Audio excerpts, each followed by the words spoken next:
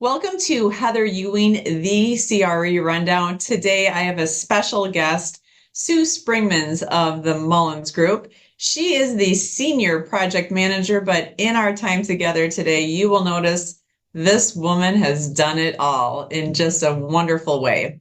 So, Sue, welcome. Thank you. Definitely. So, as we jump in today, we've known each other for a while, but if you can share with our guests, share a little bit more about your history and lineage within Madison. Well, I'm actually a native. I was born here. I went to high school here. I went to the University of Wisconsin-Madison. Um, I actually graduated with a degree in journalism. That's what I thought I wanted to do when I grew up. Um, and my first career position, I would say, is I worked in the legislature for a state senator. And as part of my duties, I staffed a small business subcommittee. And I became really interested in how the public and the private sector either worked together or didn't work together. Lots of public policy questions. And I found that very fascinating. And from there, I went to become the executive director of what was called at that time the Central Madison Council, which is now called Downtown Madison, Inc. And my 30-member board of directors consisted of a lot of developers, people in real estate.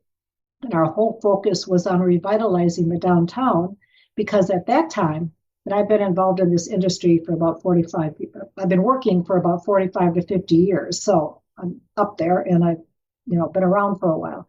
But downtown was in really bad shape.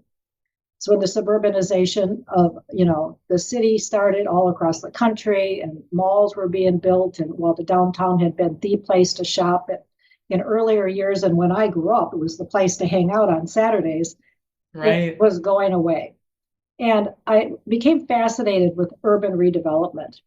And from there, I was asked to join the mayor's office, and the mayor assigned me to the Department of Planning and Development, where I learned inside and out how you went through the city to get a project approved. And we also did the first urban redevelopment with private and public sector, now called the Capital Center, and got involved in lots of different projects with developers. And tax incremental financing was first introduced. We had the first TIF project, which was a condo project actually on the lake. Right. And then from there, what happened is because my husband worked for a law firm, and one of his colleagues was on the board of directors of a local real estate company, actually the Munns Corporation. He knew that my mayor wasn't going to run again, and I was going to be looking for work. And he said, "You should hire her. She'd be good at helping you with the city, et cetera." And I got hired Right. by the Munns Corporation, and I knew nothing really about how the private development worked, I felt. And he threw me into the company, and I learned all aspects of it, from development, helping them to build projects, getting through the city, property management, and I got my commercial broker's license in 1982. So that was how I first got into it. And from there, I worked for 3 family-owned real estate companies, locally based. And I also went back to work for the state of Wisconsin and ran their real estate portfolio, which encompassed all state-owned buildings and the private leasing. So, been around. Definitely. Well, and the thing that's so nice too is you have such a wealth of knowledge, experience. You've been so helpful with all the different groups, the DMI. You and I served together on the bid board, the Business Improvement District here in downtown Madison. And we're in networking together. And so I think it's really neat just how you've really touched so many lives, so many different positions. And that's also where all of that knowledge that you have is so important because a lot of people don't understand how to navigate the municipal process. And I think what's a little bit different about me is I see the private side, but I also see the public side, Hmm. and trying to merge the two so that both interests are taken into account, I think is really important in the development of a city in terms of how it ultimately looks. It's not just how we as a developer want it to be, and it's not necessarily just how the city wants it to be, because each side individually doesn't seem to understand the others. But I've been on both sides, and I feel like I know that much better than a lot of people. And so I try to bring that to the table. And I think it has helped. Oh, it's a huge asset because I think so many times when you think even whether it's different brokerage negotiations or getting different developments, the ability to build them, it's really being able to position yourself and see through the eyes of the other side. And I think that's where a lot of people fall down is one, they don't have that experience. And two, I think they just won't put themselves in that position to be able to illuminate the problems and then also find creative ways to solve them. And if you're going to be a developer, you have to learn how to go through a municipal or a public process because you just have to. And you can either Right. fight your way through it and maybe never get through it, or you can try to understand what the other side is trying to achieve and try to talk to them about what you need to achieve and try to come to some compromise. And that's usually how most projects get done. Definitely. And I think that's an area you've excelled in too, is really creating the long-term relationships, which, especially for a town the size of Madison, relationships really do matter. And people want to work with people they know, like, and trust. And so I think it's a whole new currency that is kind of kind of coming back through, and people are really acknowledging how important those relationships are to get things done. And I think also quality of life. Definitely. And, Madison's changing. Madison's growing hugely. I mean, it has really become much more regional than just local. And I mean, I worked for three family owned businesses. And quite honestly, in my early years, it was locally owned real estate companies that controlled most of what was happening in real estate development. That's not the case anymore. Madison's Right. attracting a lot of regional developers and national developers. Um, it's very much changing, and we need to keep our eye on what that is and where it's going, and be a part of that.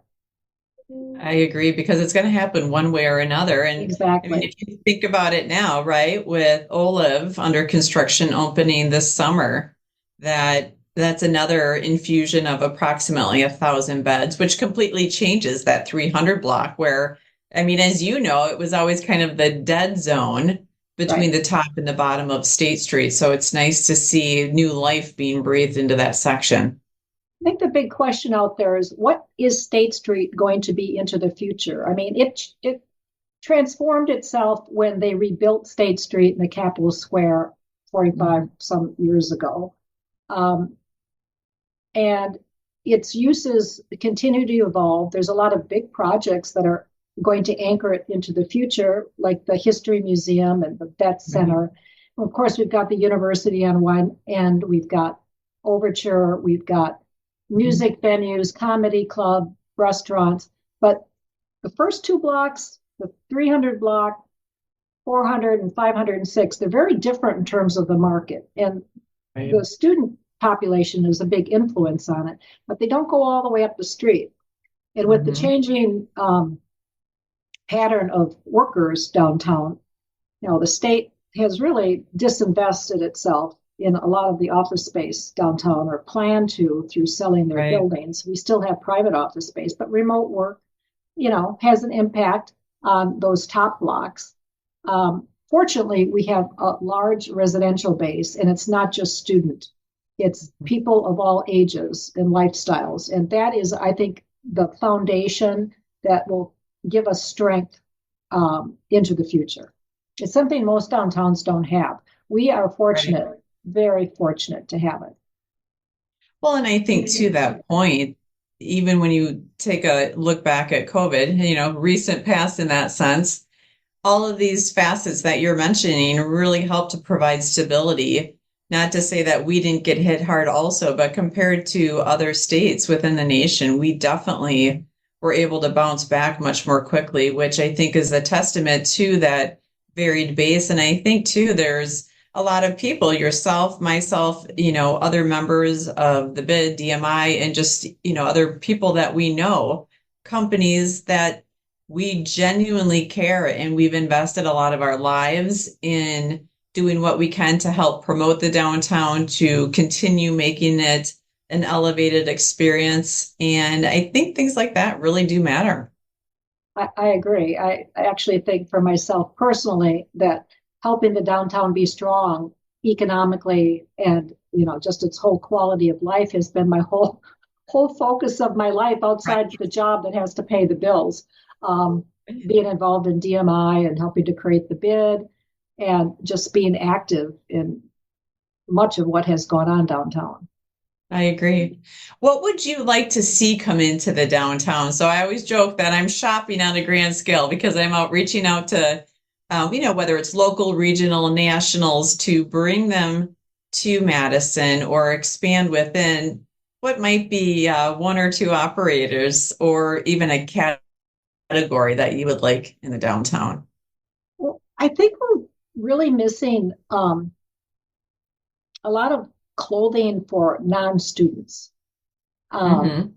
and the goods that people who live down here need. And I'm hoping it will come as the Hmm. population has grown and will continue to grow.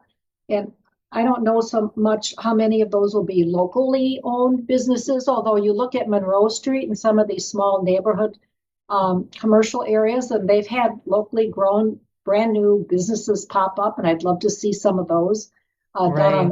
down on State Street.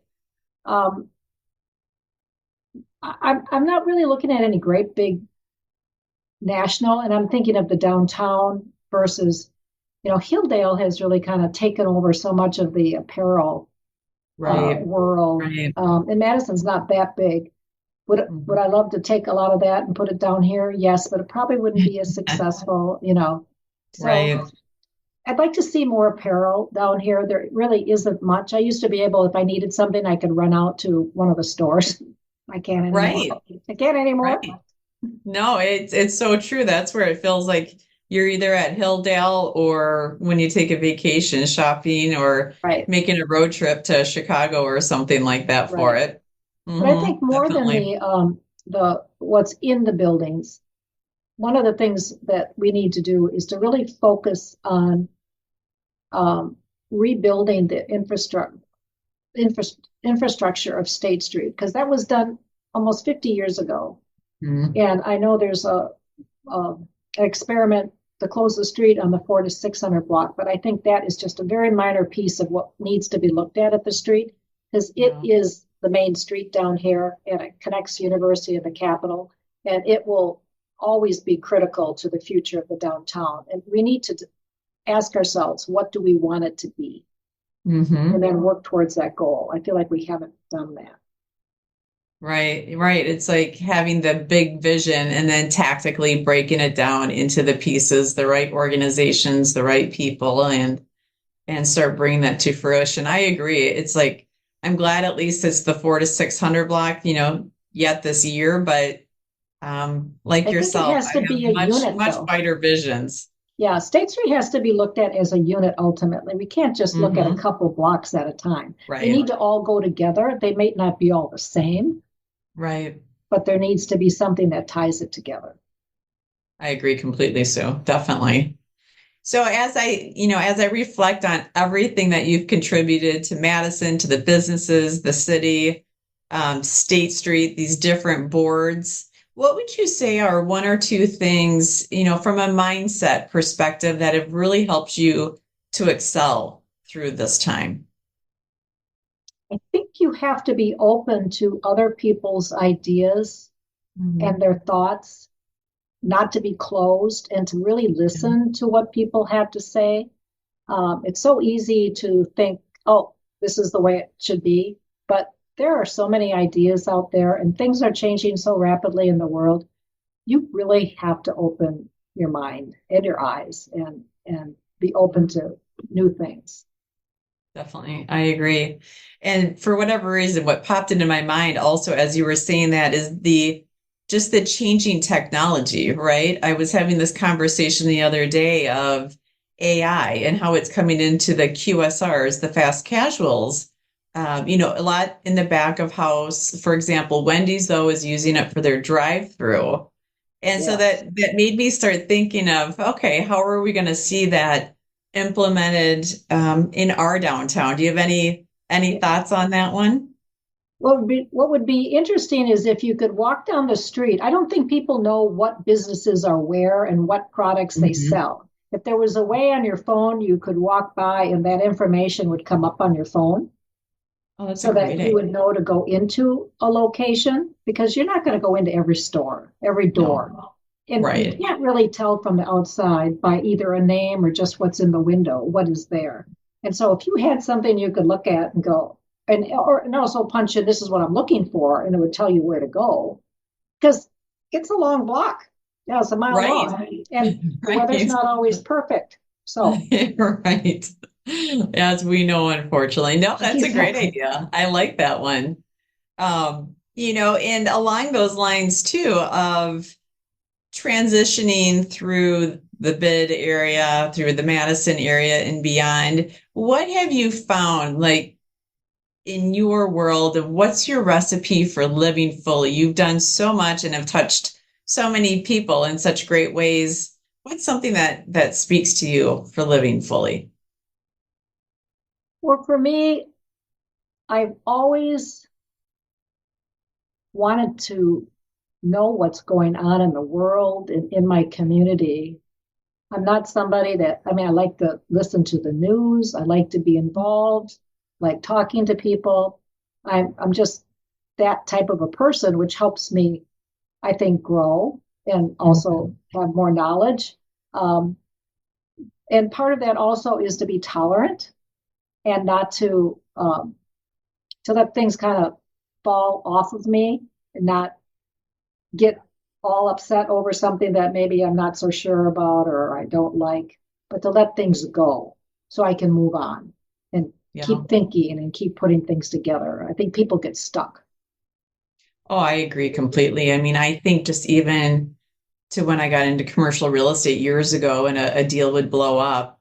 And it was so hard to, keep forward because you naturally wanted to look back. But I learned very quickly, if you look back, your future is decimated. So it's one of those, the power of focus, like you're bringing up, is really important in letting things slide off. So And sometimes you don't have total control.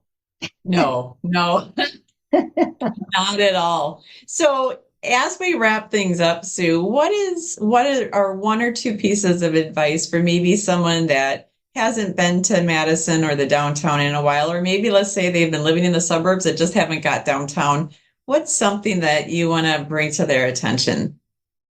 Well, I've lived in Wanakee for a long time, and I am always amazed when I run into someone that says, "Oh, I'm not going downtown. There's nothing to see down there." And I'm like, "Oh my God, you have no idea. We have so many activities outside of even walking into the buildings themselves and visiting the businesses when the weather is nice. Just coming down here on a beautiful day and walking between the university campus, the Union, and up to the Capitol Square and around it will just make you, I think, fall in love with this city if you haven't already, or more in love if you already do love it. I mean, there's just so much to do. But even besides that, look at what's in these buildings. There are so many new stores. There are new stores, and there's new things to do, new restaurants all the time. We have some great food and great restaurants down here. There's just always something that you can see and do here. I agree completely. And I would say for me, there's just something about the Capitol when it's always that beacon of light. And I don't know what it is, but despite all the years, and I grew up in the area too, of it just speaks to my heart. And I think it's so beautiful. So, It is. folks, you've heard it here from Sue and I. If you haven't been downtown in a while, please do come down, whether it's snowing, whether it's a hot summer day. And Sue, thank you so much for joining me today. It's always so nice to connect with you. And I hope that some of these pearls will definitely help bring more people to our downtown. Thank you for inviting me, Heather. You bet. Thanks.